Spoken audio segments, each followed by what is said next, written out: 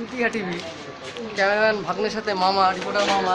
এই যে আসছে, না আসছে, এই যে আপনি যদি কিছু বলেন তো। কি আর বলবো, কি করে এটা গেছিল রেপ করতে, বুঝলেন তো?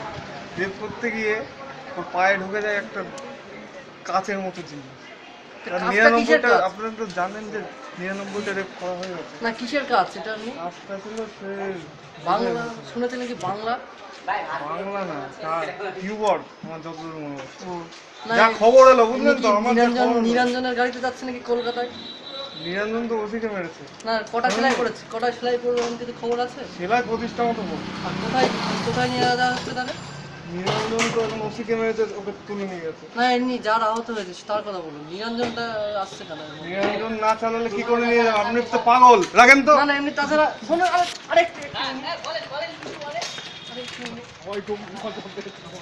দেখতে পাচ্ছেন আপনি যা বলছে, যে খুবই চোদন লাগার ফলে এরকম একটা কাজ ঘটেছে। এটা যদি হওয়ার ছিল না, কিন্তু হয়ে গেল, কি আর করা যাবে। যতদূর ফার্স্ট এড করা যায় ততদূর করা হয়েছে এবং তাকে হসপিটাল নিয়ে যাচ্ছে ক্যামেরাম্যান ভাগ্নের সাথে মামা, চুতিয়া টিভি।